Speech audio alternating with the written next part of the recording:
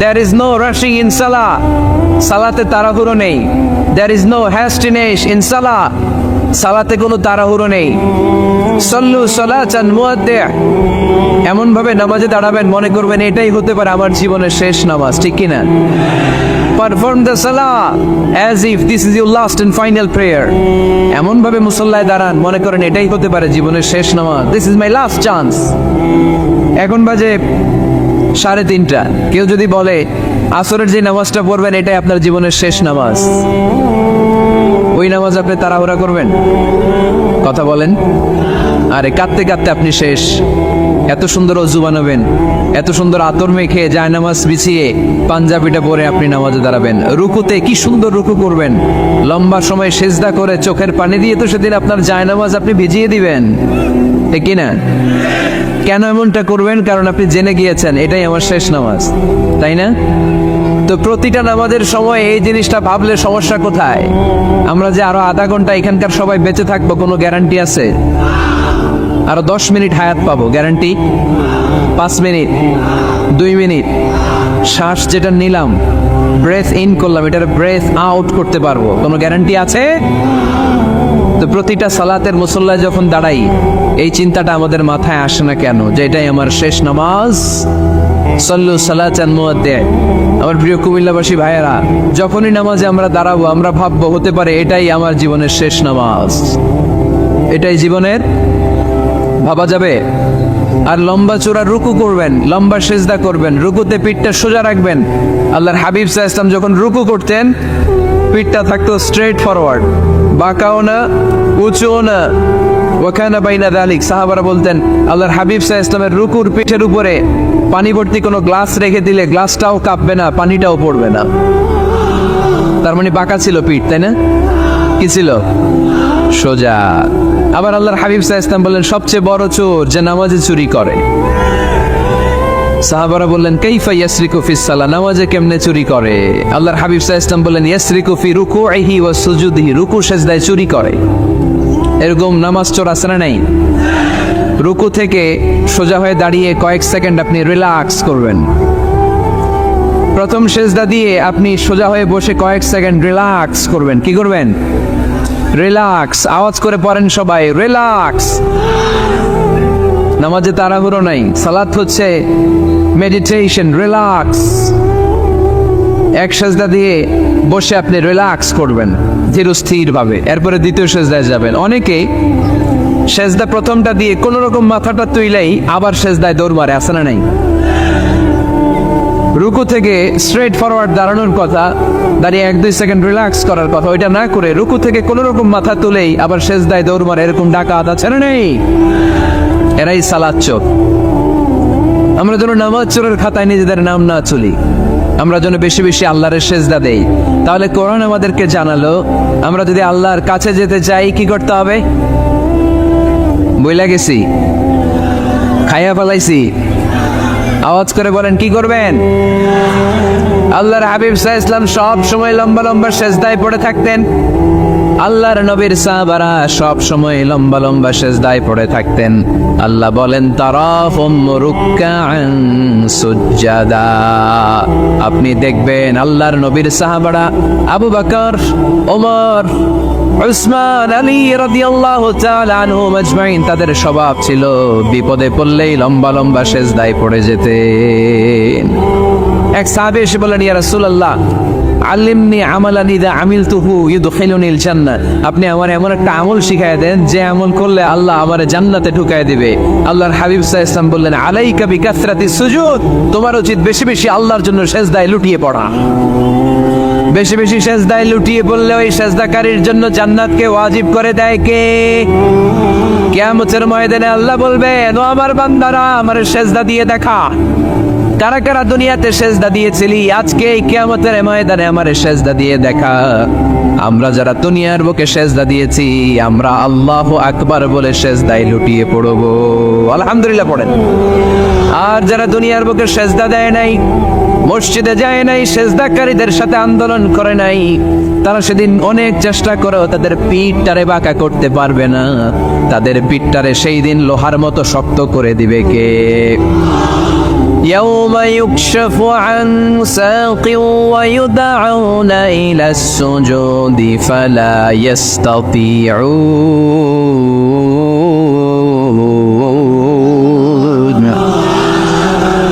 সেদিন আল্লাহ তাআলা উনার পায়ের গোছা উন্মুক্ত করবেন, পায়ের গোছা দেখাবেন আর বলবেন সেজদা দাও, সেজদা দাও।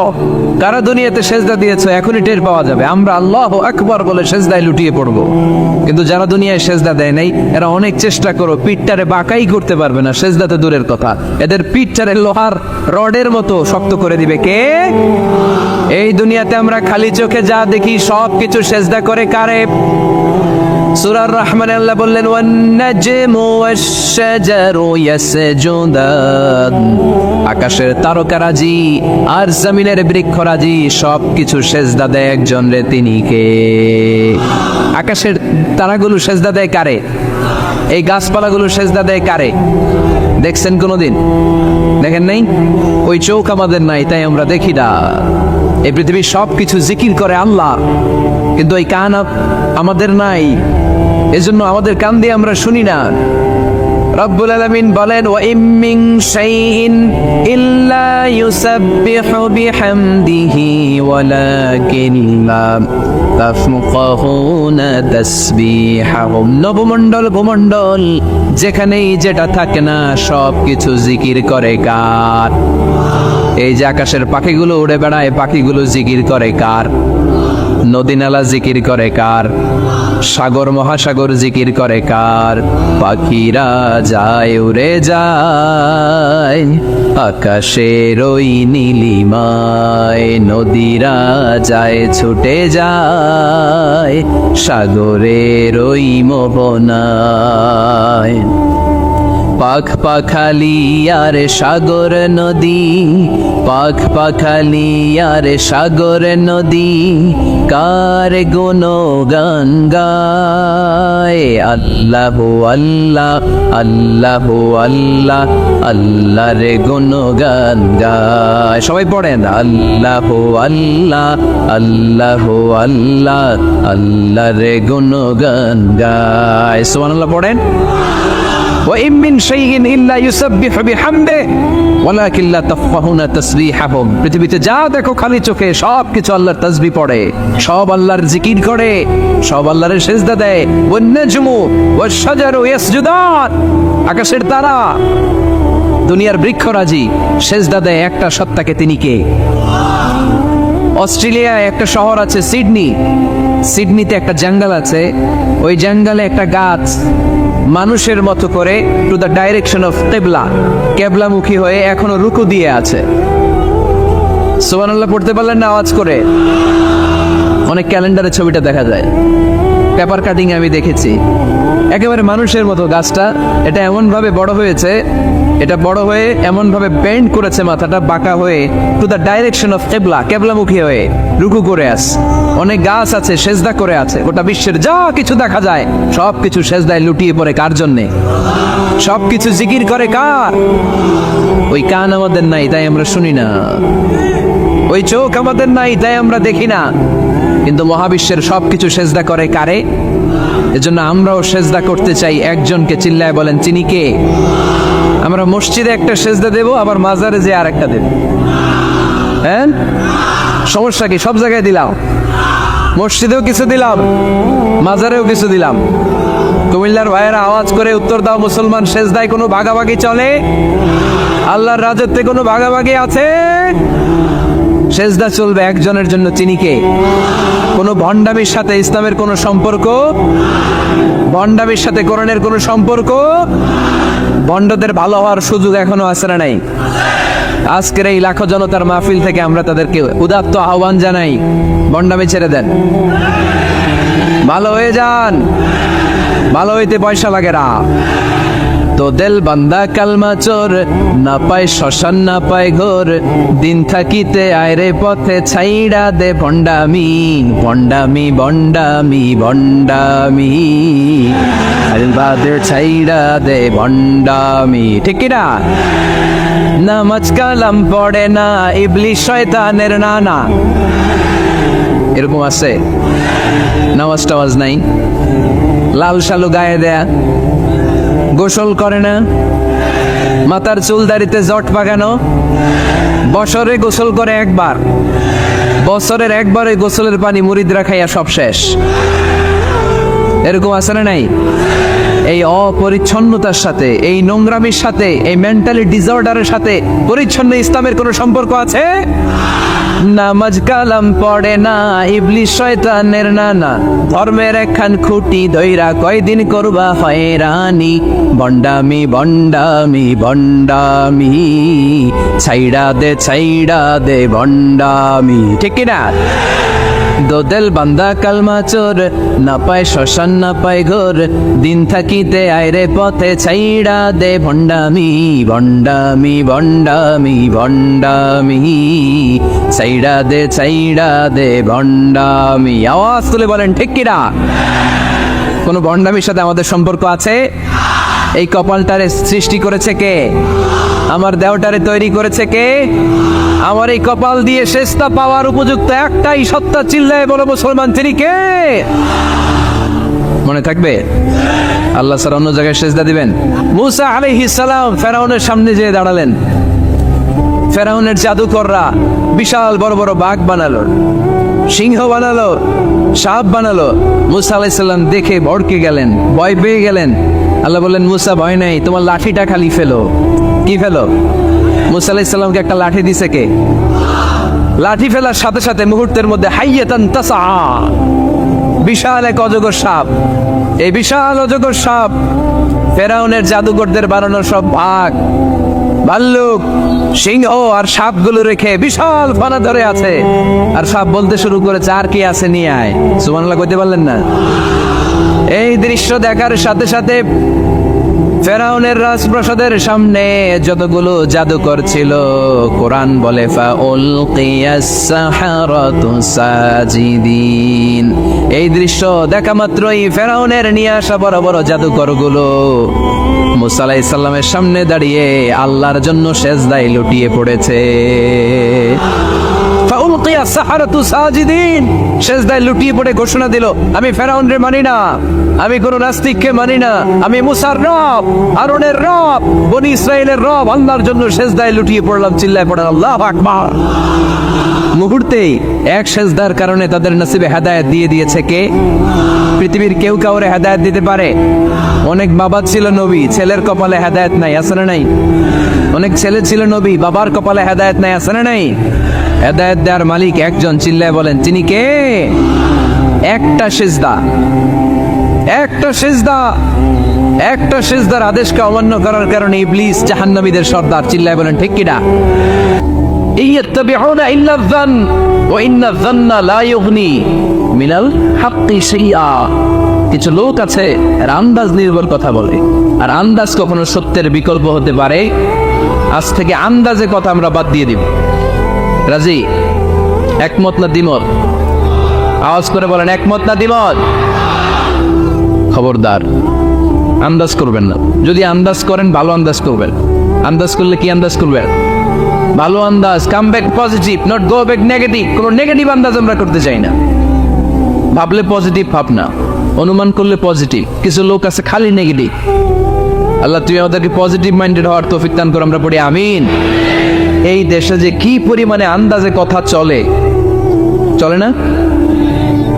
আপনি দেখলেন আপনার এক বন্ধু রিকশায় করে এক মেয়েকে নিয়ে ঘুরে বেড়াচ্ছে, এটা দেখেই এসে বলা শুরু করলেন, আমি তো দেখছি আমার বন্ধু প্রেম ভালোবাসা শুরু করছে, এক মেয়ের নিয়ে প্রেমে পড়ে গেছে, আমার বন্ধু তো প্রেমে হাবুডুবু খায়। কেমনে বুঝলি? কারণ আমি নিজ চোখে দেখেছি। মেয়ে নিয়ে রিকশায় ঘুরতেছে, বান্ধবীর নিয়ে, প্রেমিকারে নিয়ে রিকশায় ঘুরে। এমনও হতে পারে আপনার বন্ধুর পাশে রিকশায় যে মেয়েটা বসা ছিল সেটা তার আপন বোন, হতে পারে না? তার পাশে যে মেয়েটা বসা ছিল এটা তার আপন ভাগ্নি, হতে পারে তার আপন খালা, হতে পারে না? ও কিছু হয় নাই, আপনার গুনার পাল্লাকে আপনি ভারী করেছেন, ঠিক কিনা?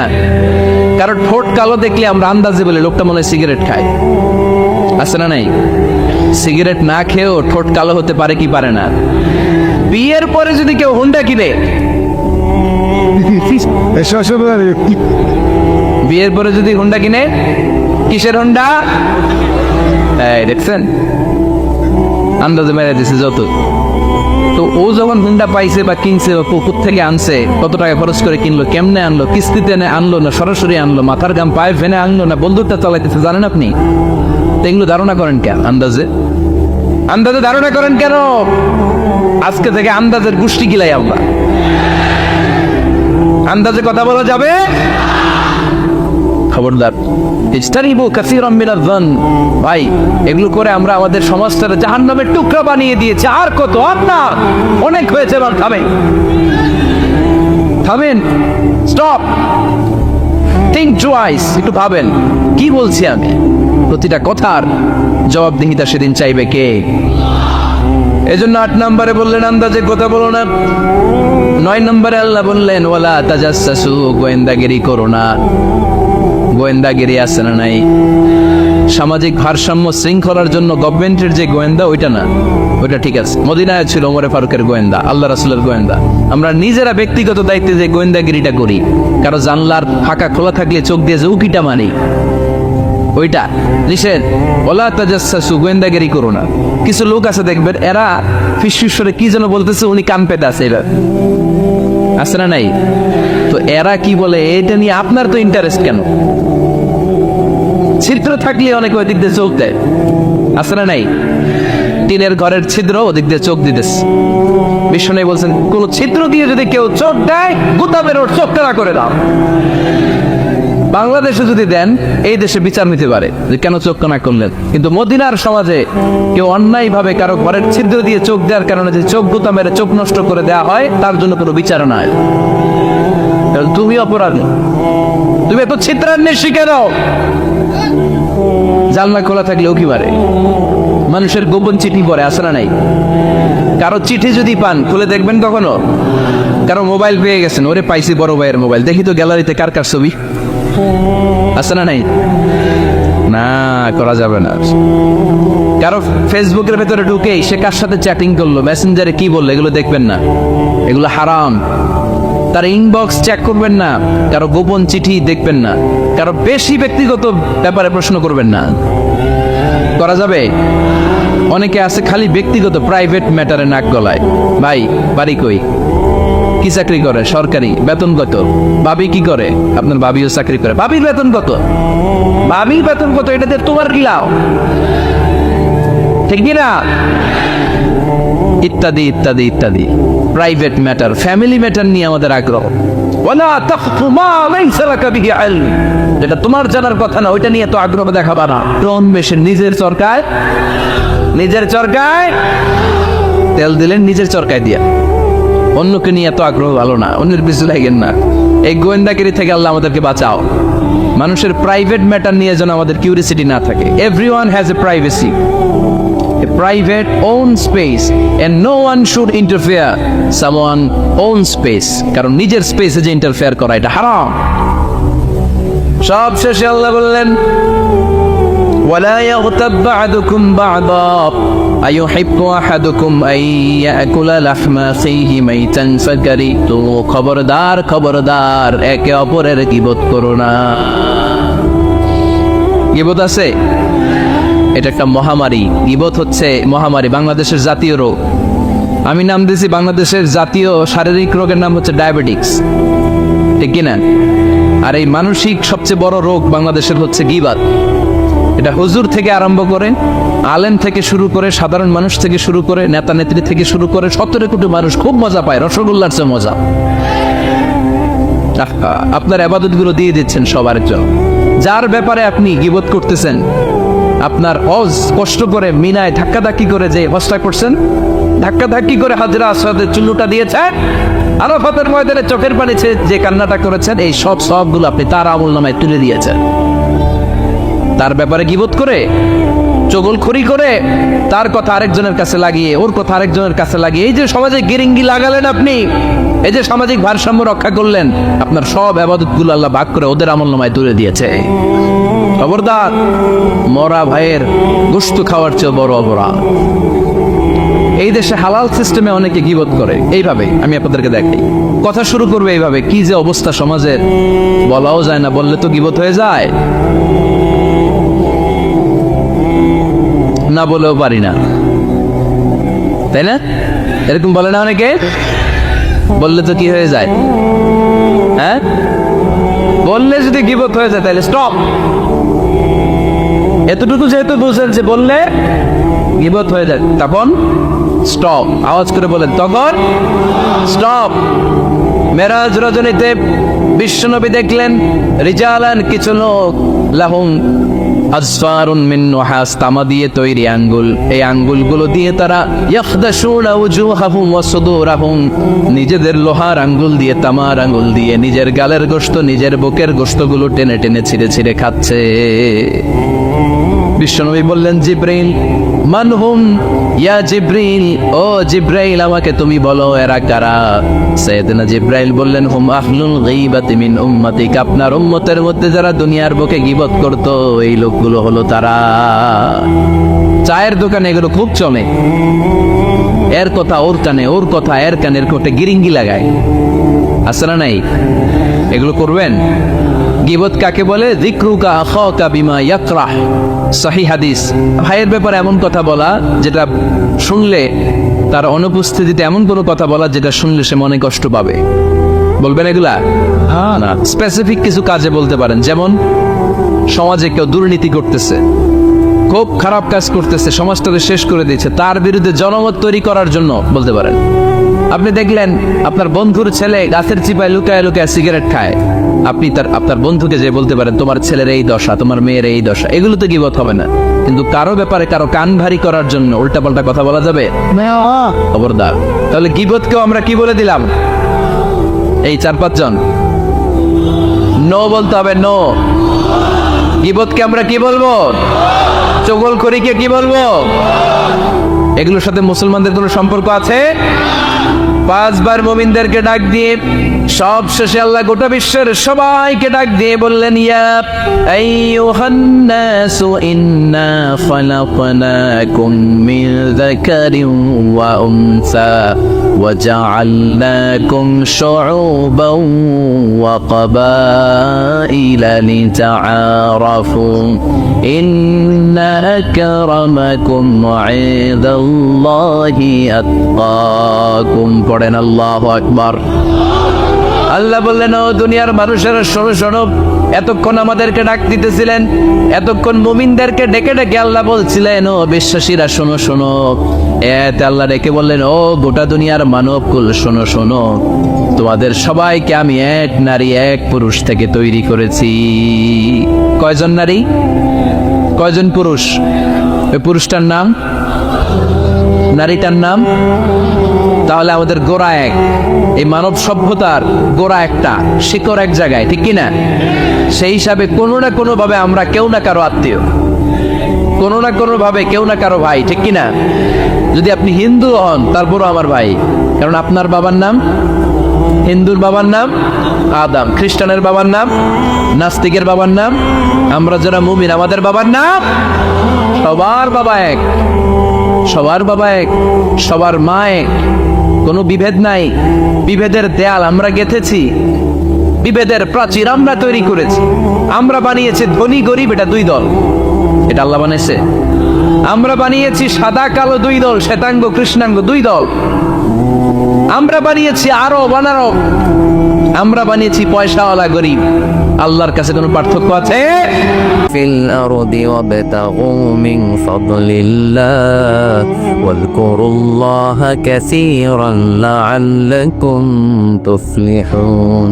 যখন সালাত শেষ হয়ে যায়, জমিনের মধ্যে ছড়িয়ে পড়ো, জমিনে কাজ কর্ম শুরু করে দাও, কর্মচাঞ্চল্যতা দিয়ে জমিনটাকে ভরে তোলো, আর আল্লাহর কাছে ফদল চাও, রিজিক চাও, রিজিকের মালিককে। তাহলে মসজিদে কি পাওয়া যায়? রহমত। ওই একজন করে রিজিক না, রহমত। মসজিদে কি পাওয়া যায়? সবাই বলেন, এটাকে ক্লাস মনে করবেন, তাহলে খেয়াল থাকবে। মসজিদের ভিতরে কি পাওয়া যায়? আর বাইরে পাওয়া যায় রিজিক। চিল্লায় বলেন, বাইরে কি পাওয়া যায়? এই জন্য ঢোকার সময় রহমত চাবো, বের হওয়ার সময় রিজিক চাবো। ঢোকার সময় ডান পা, বের হওয়ার সময়, মনে থাকবে। আর মসজিদে ঢুকেই 2 রাকাত, ঢুকেই 2 রাকাত। দুখুলুল মসজিদ, তাহিয়াতুল মসজিদ, তাহিয়াতুল উযু, যেই নাম দেন। অজু করলেই মসজিদে ঢুকলেই মনে থাকবে? বলে যাবেন তো আপনারা, খেয়াল থাকবে? মসজিদে ঢুকলেই 2 রাকাত পড়তেন বিশ্বনবী মুহাম্মদ সাল্লাল্লাহু।